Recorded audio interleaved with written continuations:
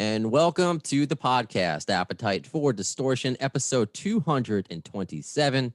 My name is Brando. Another Zoom episode as we continue to feel our quarantine as I'm in my apartment in Queens. Actually, tomorrow, as I'm recording this, I will be in studio at Q104.3. I got to wake up at 4 in the morning and produce the morning show, but I got to wear a mask. It's really bare bones there. But in the meantime, still doing my podcast from home. And if you are listening on audio, I may encourage you to watch this on Zoom, not just because of our guests, but I got merch finally. I have a brand new t-shirts. I got to get both of you guys, my guests, new t-shirts, which you can get on Redbubble. They do all the work, so I get only a small percentage, but whatever. I don't care. It's not about the money. I just want to, people have been asking for shirts for a long time. And people have been asking for this episode for a long time as I smoothly segue into it to my guests. First up, let me just introduce, I guess, my co-host for today, friend of the show, journalist Matt Wake. I love the Thin Lizzy hat. What's going on, buddy? Good to see you, Brando. Good to see you, Doug. You too, Matt. Always. I think this is the first time Matt and I, because we've done many a phone interview, but this might be the time first we get to see each other, which is... I like it. I mean, pre-pandemic, it's like, webcam didn't exist. Now this is how everything is working. And the reason I wanted Matt, I mean, obviously he's a very learned guy in rock and with Guns N' Roses. It finally hit the interwebs. The print version came out for a while. A great article on Guitar World where he interviewed Roberta Freeman. And who else did you interview? It was about Live Era, and it was about Spaghetti Incident. That's what you focused on. So I talked to Roberta Freeman, talked with Gilby Clarke, and talked with Jim Mitchell, engineer. Jimmy, what a good guy, man. I love Jim Mitchell. Dude, he is the best to talk with. He is so gregarious. He's a sweetheart, man. Yeah. Jim Mitchell's the best. Yeah, he's a good dude. All right, I got to get him on this show. Yeah, he's a sweetheart, Brandon. You'd love Big Jim. He's a good guy.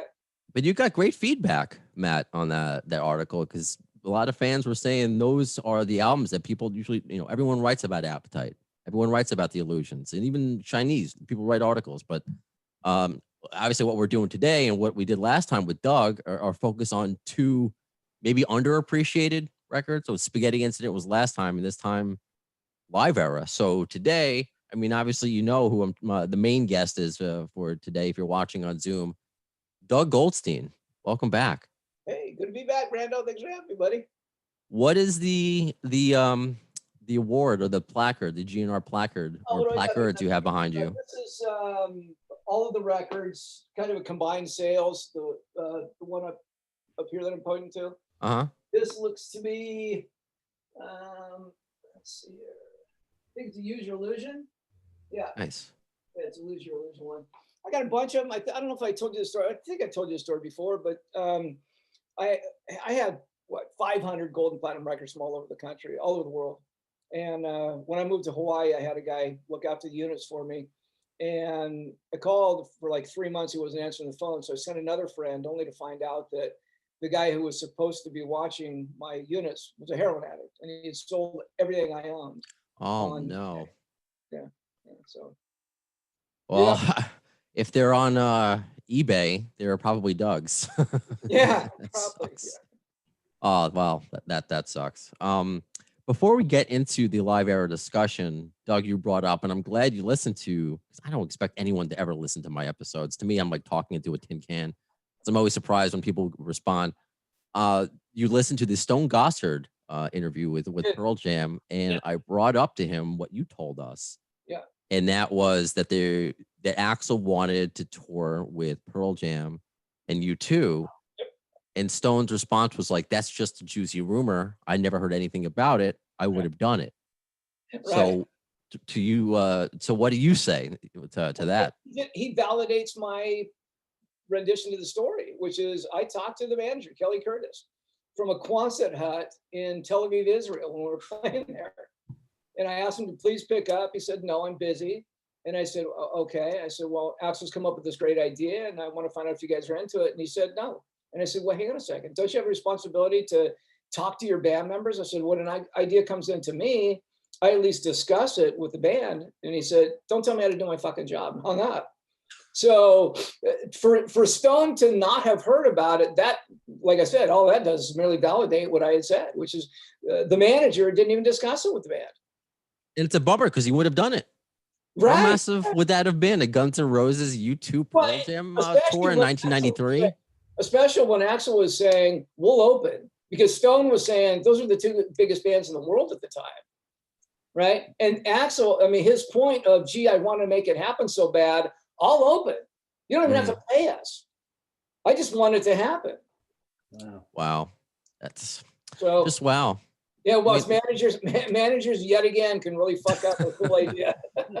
Yeah, not you for me, but they'll get me started on managers and how they block you from things.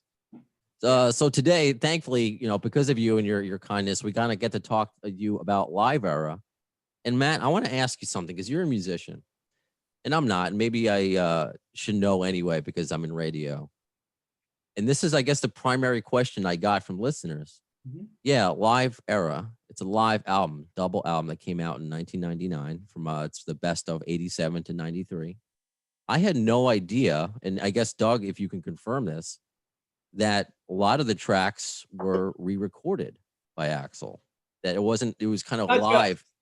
Okay, so live in air quotes. Matt, did you, before Doug, I guess, responds, did you know that? Because I had no, I'm just, I guess, an idiot fan that I'm like, oh, it's a live album. It sounds great. I had no idea. So, yeah, that's a great a question to get into. I kind of floated that to Jim Mitchell because, as we all know, live albums in rock, how live is it? And as I recall Jim being, he's a classy guy, and that's not his thing to say anything about that. So I think he kind of said, as most of it or a lot of it, or he kind of, in a classiest way possible, wouldn't get into that. But I'm sure Doug knows the. Yeah, Matt. Yeah, it was basically all we were doing was calling out fixes. It was the original recorded material, but Slash spent most of the time redubbing tracks. And it wasn't like Slash is the most fallible guy in the band. He just is very concise and considers what the fans are going to listen to. And so if he had made any errors, then he would go back and redo the tracks. Axl did a couple of fixes, but from what I remember, it certainly wasn't every track. Okay. And they were fixes as opposed to redoing the whole thing. Unlike, by the way, Live Like a Suicide, where you've got canned audience noise, which just drives me crazy. That's it. Oh, so Live, like, it was canned. So that's what also people would thought about Live Era, that they were canned audience or audience was pumped up. Audiences. Yeah, real audiences. So Matt, did you even before? I'm not a fan of the contrivances. Yeah, right. I never would have, and it wasn't my call at the time. I wasn't even around when Live Like a Suicide was released, right? Yeah. So when I listen to it, because I know it was canned, the Live Like a Suicide just drives me crazy. I mean, you can tell how funny it is now in retrospect. So it's interesting that you say Slash is a perfectionist, because it seemed to be a lot of the questions were focused on Axl re-recording Rocket Queen. So I guess is there a reason why, maybe, like, why wasn't it left with blemishes? Because it's funny, because I mean, this is just written in Wikipedia, so I'm sure it does have a citation that Slash notes the album is, quote, not pretty, and there are a lot of mistakes, but this is Guns N' Roses, not the fucking Manavishnu Orchestra. I had to pronounce that right. It's as honest as it gets, which I guess is not true. So that's it. Well, yeah, I mean, they didn't redo the entire record. Like I said, there were fixes. And by the way, and Matt, you can attest to this. That's pretty common. When somebody does a live record, they just don't put it out live. I mean, they go back and make sure that if there's some horrendous takes or mistakes, I guess, that they fix them before release. It wasn't that uncommon, certainly not at the time.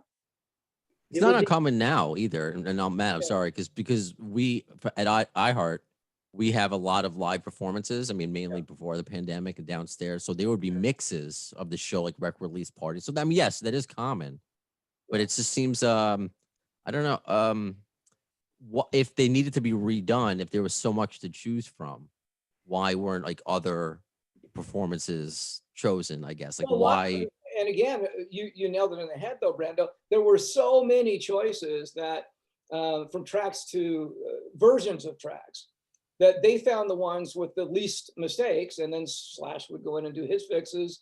Duff spent a little bit of time doing his fixes, and Axl did his fixes, but it wasn't, you know, again, like you said, they're picking the best, but what they went for wasn't necessarily the tracks with the fewest mistakes. They wanted to go for the best energy, right? Because that's what you want to capture inside of a live record, is what tracks really put out the best energy. Matt, what were you gonna say? I'm sorry I cut you off. To Doug's point, it would be the exception, not the rule, for a band to put out a raw live thing. And, you know, also the second point Doug was making, the energy of the live era album, it is one of the albums I love to put on if I'm driving a long trip, because it's kind of like caffeine. If you're lagging a little bit halfway, so the energy is just killer. And actually, I hear some. I'm sure they fix it, because the general audience, beyond super fans or people connected with the band, a general audience who is what bands need to reach, especially of that magnitude, they need to hear stuff that's a little, even something raw. It needs to be of a certain refinement. For, you know, some people, like, I love Keith Richards and I love the songs with the Stones that he sings, but most people can't get him into them because it's not as good as Mick Jagger sing.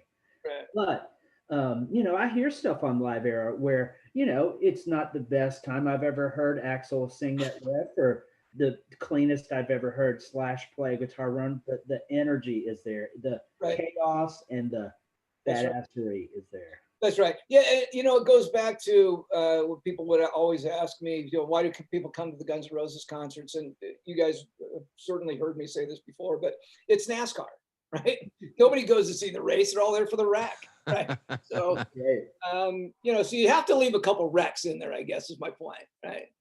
Okay. At least a couple of fender benders.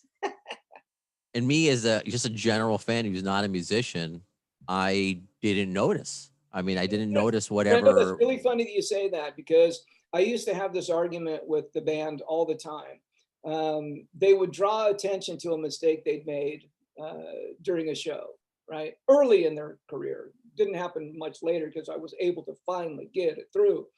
Guys, 99.8% of your audience, they've never touched an instrument. So they don't know if something's fucked up unless you draw attention to it. That's true. And so, yeah, pretty much every band I've ever worked with, I've tried to get that across. It's like, guys, stop explaining. They didn't know you just made a mistake until you said, hey, I made a mistake. I fucked up, right? Or you're pissed off about something. So don't draw attention to it. I learned that in radio too. When I would make mistakes on air, just don't call attention to it. Right, just let it out there, let it bleed to keep with the Stones theme. How are the songs chosen? How are the track list picked? Like, how do they go? Because there's a lot of things to kind of pick apart there, whether how the band was or wasn't at the time. I've gotten some questions about 14 Years, because that's obviously primarily an Izzy song. Why was that there? It's All Right, the Black Sabbath cover, which I didn't know was a cover until after. Yeah.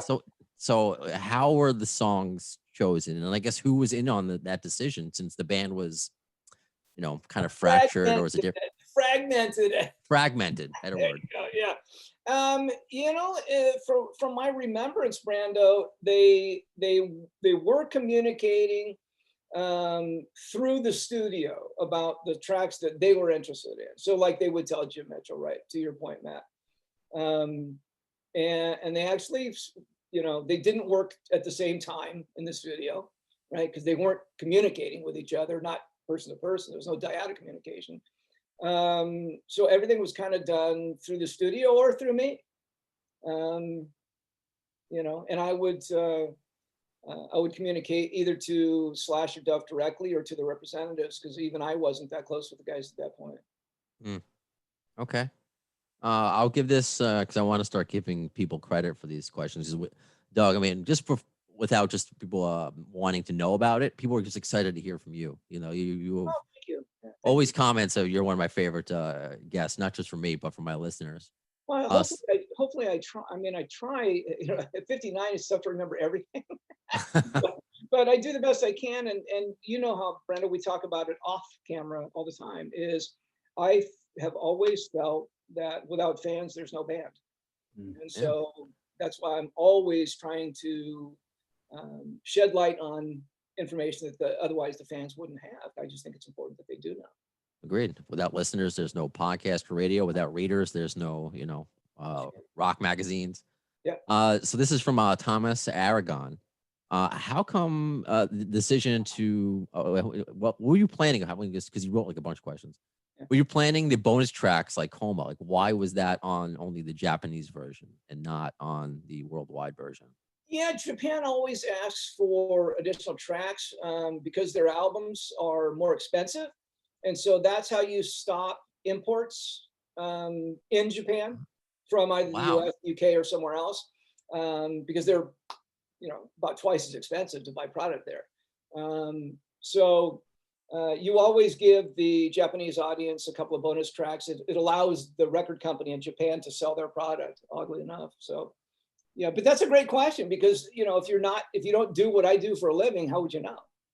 Exactly. Matt, did you know that? I had no idea. I had no idea. That's a great nugget. And you always, because Japanese imports, whether it's a band like Guns N' Roses, or I know Van Halen had some Yeah. that highly sought after Japanese stuff. That's a cool nugget, man. Yeah. Stick around, man. I'm full of them. And Brandon would say I'm full of it. So and you slap on the longest song too. So it's not like you're just, throwing right. on corn shucker or some Yeah. little ditty. Yeah. So this is from a loyal listener, Satya. What was the Axl's reaction to, I guess some CDs were mislabeled and I guess some had like maybe an error with Paradise City. Mine weren't, but I get enough of that question that there were some typos in I don't know the if that album. was ever brought to our attention, quite honestly. All right. First time I've heard of it, but again, being 59, maybe I just forgot. I messed up with my breakfast cereal somewhere. This also, I got a lot of questions. I'll give it to credit to Tommy Frazier. Did Robin Fink, because he was in the band at the time, re-record vocals on Mr. Brownstone? Were any of the current members in 1999 involved? Not to my knowledge, but again, I don't specifically remember. As we've talked about, Brando, a lot of the stuff that happened in the studio, I never. Right. What are you going to do? Tell Guns N' Roses what to play in the studio? So unless they asked me to come down to kind of share, and that's really all they were ever asking me to do, was to come down and share, as opposed to come down and share my opinion. Right? My opinion was never really asked for in the studio, nor would I ever want to give it, because I think they were doing okay without my input prior to me being there. So, but the one thing that should be said, hasn't been asked, and I probably will be, but how did we decide to do that record? Right. Mm-hmm. And I'll tell you what it came down to literally was every single month, I'd have to have a meeting with Jimmy Iovine once Geffen was sold to the Interscope A&M grouping. And Jimmy would just rip my ass about why he didn't have a Chinese Democracy record. And so he came to me and said, look, you need to give me something, right? Something. And so I arranged where the live record counted against our album commitment, and it also put something out that that the label would be able to take a look at. And I'm a huge fan of live albums, a huge fan. And being a huge fan of Guns N' Roses, I thought this is perfect. It fills the space. It counts against the album commitment, so it gets us out of our deal sooner. And I had renegotiated the contract where they were making a boatload of money, so why not? I also got that question. I wondered if I could find it, but people were asking, was it a label contract agreement kind of thing. It So wasn't you a kind of, contract agreement. It's literally something that I came up with to try and appease Jimmy Iovine from how angry he would be every time I had a meeting with him. He'd have this running total, right, of how much we've spent up to that point. So what was, I guess, Axl's reaction to that? Because he was, and I understand, very focused on promoting and rebuilding this new version, but to go back and kind of highlight what the band was there any sort of pushback? no, not at all. He actually liked the idea because he could breathe. He felt like it bought him more time to make the Chinese Democracy record. So no, there was no pushback on his part at all. There was no pushback on anybody's part. They're like me. They're rock fans, and so the ability to put something out live, everybody seemed to be into at the time. Okay. Slash was a huge fan of the Aerosmith live bootleg. Yeah, yeah, good point, Matt. Yeah. Right on. This question is from Carlos Velasquez. Were there songs that, and I know you just kind of reiterated the point, Doug, where you're not making the decisions for them, but you are there and you are still, looking over, and maybe you could say something not as like, hey, you should do this, but like, hey, why don't you think about this? Were Right. there songs that you wanted included on a record? Because I got a lot of, I heard Bad Apples was considered. Why not Civil War? Why not Live and Let Die? So was there any songs on there that you wanted, maybe that were left in the cutting room floor? I don't think so. I mean, it's a pretty good representation of the band's body of work at that point. When you look at the Use Your Illusion thing, what is it, 34 songs? Yeah. How do you pick, right? So yeah, no, I don't think so. And again, what my role always was is you tell me what it is that I'm marketing and I'll market it. I never really, with the exception of the Lies record, and I talked to you about that ad nauseum, Brando, my input and how that happened. And there were 2 songs that I actually picked for that particular project. Right. What was it? Nazareth. Hair of the Dawn. Yeah, Spaghetti Incident. It was Nazareth, and the first track, right? Since You Don't Have Me, or Since I Don't Yeah, Have You, right? Yeah, right. I kind of remember things. Yeah, you're good at me. I'm not as old as you, but my memory is probably just as bad. That's for me. I love it. Because do you remember, before it escapes me, what songs? Because again, it's such a nerd fan base, which is why everyone loves you, because you had to answer all these nerd questions to the best of your ability. What songs were tweaked? I don't. No, I don't. Again, not being present inside of the studio, I wouldn't know. Matt, maybe when you were talking to everybody, maybe you found out. So I went back and found my transcript with Jim, Yeah. and his statement, and this didn't go into the story, but I'm not 100% sure of what was done in the mix process or the fixing process. And then a little bit long down, he goes, Axl was kind of mentoring that, and Del James, and I think they're moving along. And then he was working more with Slash, with Snake Pit at that time a little bit. And he said, and while he doesn't have details on the fixes, Jim's kind of end comment on that was, I think they were looking for songs that not only had great performances from Axl, but by all the members, so that they could avoid trying to go back and getting everybody to replace their parts. He didn't say it, but they're kind of different camps at that time, and it might be more complicated to orchestrate that. Right. And it's an interesting point too, Matt, is because people, they forget that, or maybe they just don't know, but most of the band members, sans Axl, from the time they woke up to the time they passed out, they were drinking heavily, right? Mm-hmm. And drugging heavily. And so the performances couldn't be that good. I can remember actually having someone, I'll leave it at that, someone's tracks in the band. Just hand me those, I told the sound engineer. And I played them for this particular band member. And I said, this is what you're giving the fans for their money. And it sobered this person up for about 2 weeks. So and then they went back to what they were doing. But my point is, they were so wasted that they didn't realize how much it was affecting their live performances. So yeah, you'd have to go based upon the energy, and then do the fixes based upon whatever energy was there, because you're not going to recreate that energy. That's It's true. like in a bottle. It's not going to happen, right? So. And I totally feel what Matt started off by saying, that it's the ultimate driving album. You know, I've listened to it more than, I actually never bought the greatest hits. I mean, it's the Live Era was my greatest hits. Yeah, right. That's how I felt about it. This is from Matt Gordon. Because there were a lot of songs from Tokyo '92 that they were on there a few times, Yeah. but were performances like Wembley '91 or Paris '92, were others considered? Do you know about that? Don't, but the one common thread in what you said was the quality of the recording that was being done. The 3 shows that you just mentioned were all being professionally recorded. So there's a lot less to fix when you have that situation. And in all 3 of those situations, you had audience mics all over the stadium. So thus the not having the necessity to create crowd noise, right? It was organically recorded. In this, I'm not sure. I can't confirm it, but I got enough of these questions because my Live Era CD, one of my friends has it and hasn't given it back.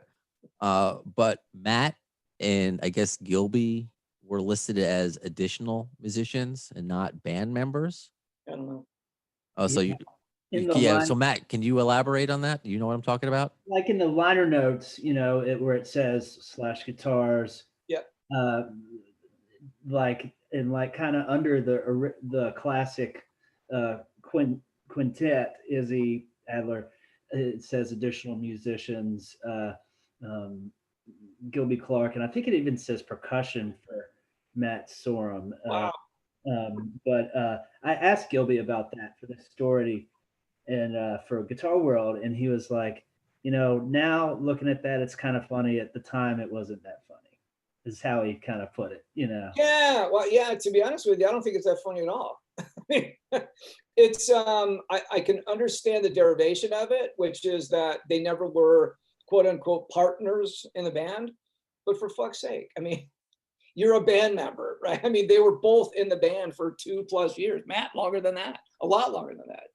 So yeah, that's a little bit of a slap in the face. I don't think that's cool, and I don't think I was aware of it, but okay. Because I certainly would have raised it as an issue. I don't go through liner notes. I mean, I've never, it's not part of what I do. Yeah, that was something I did, I think, when I was really younger. And I know that, maybe I don't want to lose any cool points, but Matt, I think you do that all the time with your record collection. I was just never a liner notes person. So that's something else that went over my head. Yeah, I'm not cool, but that's something I do. I mean, it makes you more learned, and that's why I'm grateful. I have such a wonderful audience that helps me kind of produce these episodes and ask questions that I wouldn't even get to. But that made me think, and I said this to Gilby when I had him on, and I've said this to listeners, and it's been a debate. I feel Gilby should have been inducted. Oh yeah. What a man he was to go there and perform and kind of be side stage while the rest are receiving it. And I don't think it takes away from anybody else. It's not inducting Gilby doesn't say he wrote Sweet Child of Mine. It's just he is part of the legacy. So I'm just curious, while we're talking about Gilby, your thoughts on that. Matt, I mean, I'm going to defer to Doug first on that.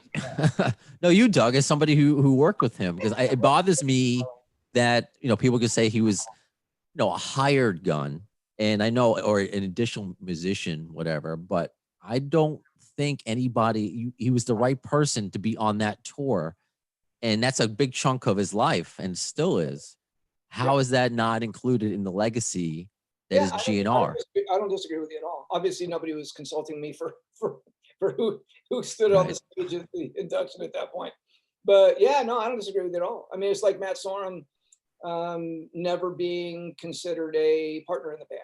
He was there and he used to bring this point up to me all the time. I have officially been in the band longer than Steven Adler. What the fuck? It's like, you know what? He had a very valid point. I was given my directive by the band members as to what they did and didn't want to transpire in all those relationships. And so, where, I was paid handsomely, by the way. I was paid to be the jerk, right? So it allowed the chemistry of the band to always stay intact, or not always, but for the most part, stay intact. So that was kind of my role. I didn't really bother being the bad guy. But certain things like the way the Matt was treated, I thought was a little unfair. And Gilby, to your point, Okay. I wasn't even aware of that. I mean, I didn't follow any of the Hall of Fame induction stuff, so I wasn't aware. Was he actually there, and they didn't bring him in? Yeah. Wow, that's messed up. Yeah. Yeah, go ahead, Matt.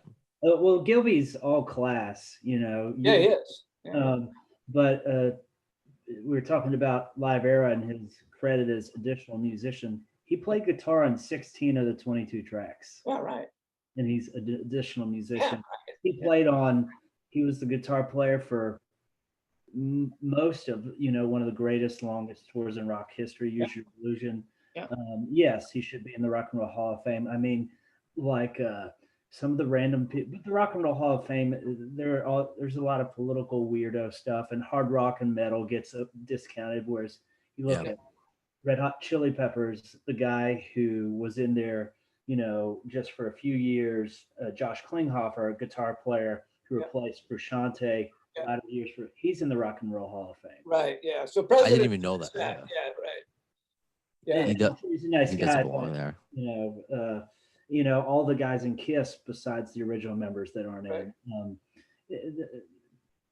There's some political and it's a judgment thing in hard rock and metal. We all know how that is discounted in the Rock Hall. Yeah. So the one thing I have to say is Gilby still believes that Axl was the bad guy who threw him out of the band. And all I can say is Axl, from the beginning of Gilby being hired, said, once the tour's over, guys, that's it for Gilby, because I want to take this in a different direction. And they all knew it, yet particularly Slash, and to a great extent Duff as well, were telling Gilby, we're going to keep you around, we're going to keep you around, we're going to keep you around. And Axl stayed consistent. I've always said, once it's over, it's over. And so it was pretty unfair to Axl that he took the heat for, shit canning Gilby, when that really wasn't the case at all. I mean, it was more, and maybe it's, they just wanted to, maybe they really wanted Gilby to stay in the band, but they certainly weren't very vocal about it to Axl at all. Oh. They didn't, put it this way, they didn't stick up for Gilby when it came time for Axl to say, that's it, we got to go in a different direction. There was no conversation about, but wait, we love him and he's got to be here. None of that. So, I mean, I guess because maybe that was all agreed upon at the beginning, but when you're on that kind of tour, I mean, I can't imagine the brotherhood that's established, Sure. and saying goodbye to a friend after it's that bunker time. mentality, right? So all the explosions that are going on around you, you tend to stay close to the people that you love and know. Sure. And speaking of the different direction that Axl was taking the band, this is a question from another loyal listener, Anderson. And you kind of alluded, I mean, we touched on it a little bit, but why? Obviously, they were asking for Chinese democracy for a while, but how come this wasn't released, or something wasn't released earlier in 1999? Why wasn't something released in the mid 90s to pacify the label? I think we all felt that Axl would have another project done. And so anything that would be taking his time away from closure on that, none of us knew it was going to take 10 years. Right? I mean, we had no idea. So it really didn't come up until 99 when, as I said, Jimmy Iovine saying, this is crazy, I need something. Fair enough. And I just want to establish, I don't know if we're ever going to do a Chinese democracy episode. Maybe not until like it's too a sore subject, or it's just fair enough. Well, no, I mean, for me, look, there's not much I can talk about with it. It's just this side of facilitating a chicken coop for Buckethead to play his leads in. Other than that, I really wasn't all that involved in it. Okay. Yeah. Okay. Oh man, I love Buckethead. Sorry, I I still love the fact that the only interview he's done was with his therapists. I still think Yeah. that's brilliant. I love the chicken coop story. That's a great one. Oh yeah, it's the best part of it is when you actually walk into the studio and see it. You're like, wait a second, this is really a chicken coop, right? It's a man-sized chicken coop, albeit, but it's a chicken coop all the way, complete with the wire and the. I mean, it's fuck. I was cracking up when I walked in. Did you have to hire people to tend to the chickens, or Buckethead did that himself? I never saw any chickens in there. It was only for Buckethead to be in. Okay, I thought there were also chickens in there. So okay, Yeah. One wow, of the things that was cooped up, I guess. love it. To go back to Live Era, what is your personal favorite on the album, Doug? I don't know. I love the raw. I always there's two different projects, right? There's Appetite, which is really raw, in your face, up front, and then Use Your Illusion takes you in a completely different vein. It's almost the evolution in a short-term basis of a Beatles project, right? Where you've got Meet the Beatles turns into Sgt. Pepper's at some point, and so. And I've argued often that that's one of the biggest reasons why there was a breakup is for Slash, he wishes that every record was AC/DC. It stays the same every record to every record, and Axl wanted to constantly evolutionize. So I would probably think that the original Appetite stuff is probably my favorite stuff on the Live Era stuff. Cool. And again, some of the, I mean, on Use Your Illusion, we toured for 3 months without anybody ever having heard a track. Oh, then You Could Be Mine, right? But they didn't come out until we were already on the road. I saw the one stop on the Illusions tour. I saw at the Birmingham Race Course. Yeah, right. Yeah, sure. I think it was the one before St. Louis, but it was in this dog track. That's Huge, right. giant, muddy as heck, people losing their shoes, and That's right. But that was what was thrilling. I had a girlfriend at the time, or an ex-girlfriend, who had given me a bootleg cassette that had some of the demos that ended up being November Rain and stuff like that. So I knew that, but it was so thrilling and daring for a mega band like that to go out there and for 60,000 people, 70,000 people play. They were opening with like a new song. They were, right. That was really thrilling. And the other thing that I think is important about Live Era, and then I'll give you my favorite Live Era song, is if you saw any of those shows, it was, St. Louis is famous for the chaos going all the way, but the one I saw, it was teetering on that. It was absolutely, absolutely from going wow into crazy town. Absolutely, people use that. But to your NASCAR comparison, I mean, the Danger and the Edge. Like there have been some good rock bands after Guns N' Roses, but not the Danger with. I don't think there's been a band that has the songs and the charisma, but also has the danger. Yeah, right. Yeah, sure. It's literally become dangerous. Oh yeah. Not a fabricated danger. I think that's what's today. It's like, oh, we're dangerous. Don't tell me you're dangerous. Just be dangerous if you're actually dangerous. Well, to Matt's point, people talk about the Montreal and St. Louis riots. What they don't talk about is I was literally calling us the CNN band. Every single night we were on CNN for something, right? I'd go back to my hotel room. I got to turn on CNN and see what we're famous for tonight. It wasn't just the riots. It was the almost riots all the time, right? All the time. So my favorite track on Live Era, they do the slow bluesy version of You're Crazy from Lies, but they do it electric.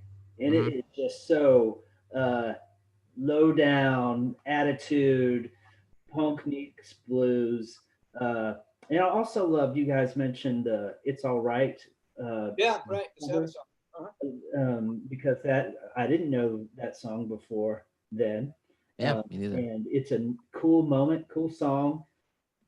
Just like they would do with Spaghetti, turning people back onto things they might have heard. People went back and heard this. It's Bill Ward singing the Sabbath version, not Ozzy, which is Right. different. But so those are the two that stick out for me. Yeah. Right on. And just for me, not if anyone cares, I still love the opening with McBob with Night Train. Oh You yeah. know, you know, you wanted the best. Well, they didn't fucking make it. That's That's right. what you get. I mean, that's just great. And Yeah. I moved to the city. I mean, that just takes you to another place. With the orchestral, the horn section and everything. It's just it's incredible. Give me But some reggae. say that again, Matt. That's the one where he goes, "Give me some reggae," and they like Yeah, that's right. Yeah, do like a reggae vamp on it. that's right. Yeah. Ladies and gentlemen, the band. That's right. Yeah. Those little things I love, and also keeping it. I think it was before maybe It's So Easy when they kept in. And I really love that they kept it in with Axl telling the crowd to kind of move back because people were Yeah. getting smashed in front.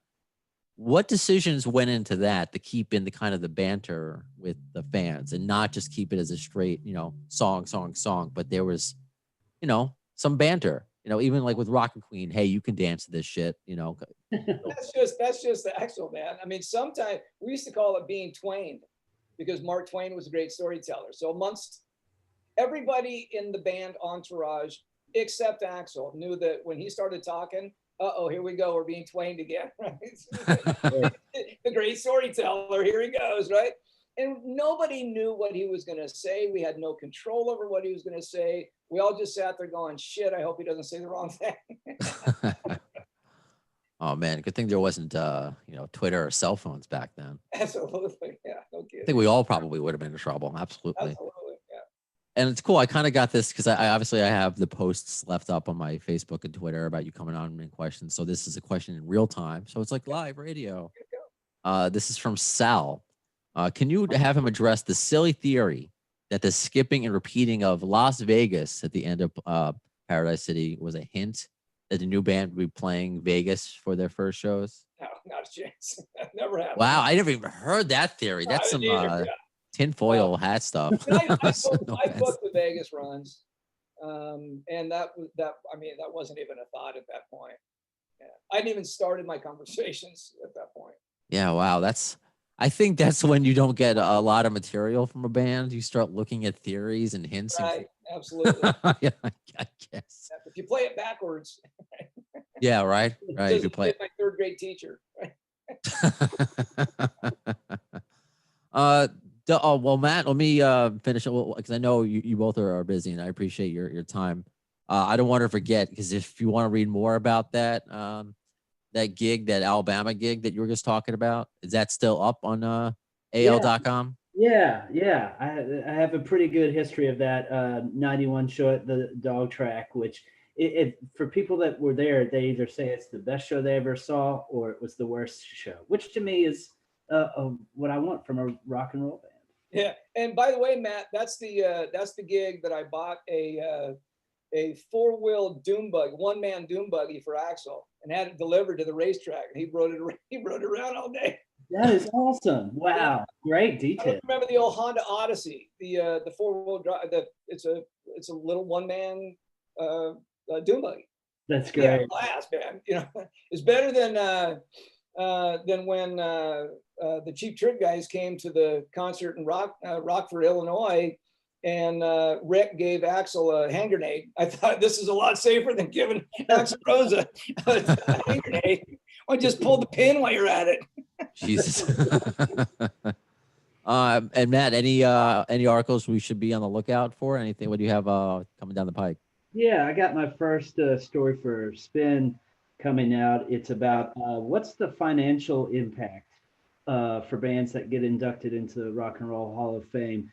Not so much like the Springsteens or Stones or even GNRs, but some of the bands that are great, but maybe not quite that big. What do they get out of it besides a statue that weighs like 13 pounds and a Wikipedia update? What do they get? So look for that on Spin. Very cool. That's interesting because I was even thinking about that with Gilby, because if he just had Rock and Roll Hall of Famer, that could help him, maybe sell more tickets or do more shows. That's just like something else you can put on a billboard when he's touring.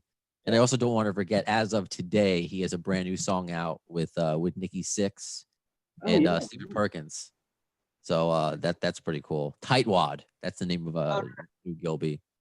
And Doug, I know a lot of things are secret behind the scenes, but is there anything you can tell us about publicly that we can look forward to? No, not really. I'm working with a couple Okay. bands. Working Right. with a couple bands, but as they start to come to fruition, then I'll certainly talk about that. One of them, oddly enough, is Priscilla Presley's son. Oh. Really good. I mean, really good band. Really good band. And I also heard there's a band with Slash's son playing drums, Wyland's son doing vocals, and Trujillo's kid on bass. They just started this band last week, and somebody that I know Is that who it is? shot a video of it, and it's pretty damn good. Not That bad is- lineage either, by the way. That actually reminds me because I'm still friends with. Where is he? Oh yeah, Nick Sangaris. Because I had Nick and London on a couple Yeah. years ago. Okay. And with that band Classless Act. But however, so yeah, Suspect 208. I had no idea that was Wyland's kid also because where Nicholas and I follow each other on Oh, cool. Instagram. London and I did at one point, but maybe he was told not to follow me. Yeah, probably. Yeah. Yeah, that's like when this person sent me the videos. They said, you should manage them. I go, yeah, I don't think that's gonna happen. I don't think that's gonna happen. When I you still tell can't- Slash that I I'm know. working for this kid. I know. I still can't believe I got London on the show with Slash's permission. I don't know if that'll happen now, but yeah. So Suspect 208 underscore. If you want to follow them on Instagram, they're brand new. Yeah. Wow. Okay. Interesting.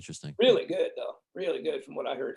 Really good. But it's cool though that I think for fans to know that you're working with bands, even though we don't have like specific, like overly, detailed information yet. But the fact that you're getting back in the music game, I think is exciting for fans just in general. It's exciting for me. I mean, it's certainly what I know, right? So it's I'm having a lot of fun with it. I love music. I don't care what I do or don't make.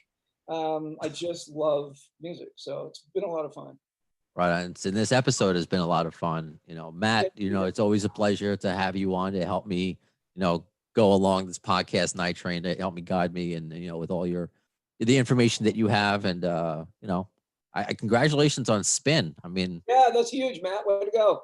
Thanks, you. I appreciate it. And right back at you, Brando. Love rapping with you, chatting with you. And before, I know Doug before he goes, I wanted to make sure I told him, beyond being a journalist and Guns N' Roses, a band I love to write about, as a fan, they were the band that made me love rock and roll. And thank you for your part in bringing Guns N' Roses out to the people. And because it's not a band if the people don't hear it, if they don't reach people. So thank you for your role in Guns N' Roses. Thank you, Matt. It means a lot to me. Thank you very much. Yeah.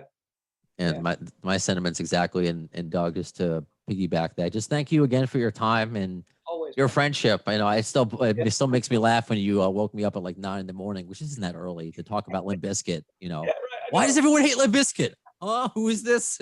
It's Doug. I don't understand. I mean, I don't understand. I mean, look, it's anyway, that's a whole nother story. Yeah. Sure. We'll get me and Fred on sometime. Oh God, that would be crazy.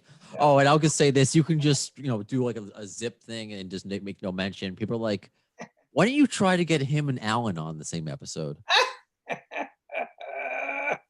I think probably not. Probably not. Look, and the audience should know this. I've made efforts to want to reach out to him and talk to him. It's the ball's in his court, and he doesn't want to. So you can't, you can lead a horse to water, right? Sure. And both of you have been very nice to me. So I kind of just step back and be like, whatever happened. I mean, I wasn't there, but as long as people were nice to me, that's right. You're cool by my book. So both of you have been very nice to me. And I got to get you, both of you, as I plug myself again, which sounds weird out of context. You have to, get some t-shirts. Redbubble. There's also somebody bought a sweatshirt the other day. There's stickers on there. So, without listeners, without guests, what am I doing? I'm at home playing with cats, by myself. So thank you both. This concludes episode 227 of Appetite for Distortion. When will you see the next episode? Well, the words of Axl Rose concerning Chinese democracy. You'll see it. I don't know if soon is the word. That's right.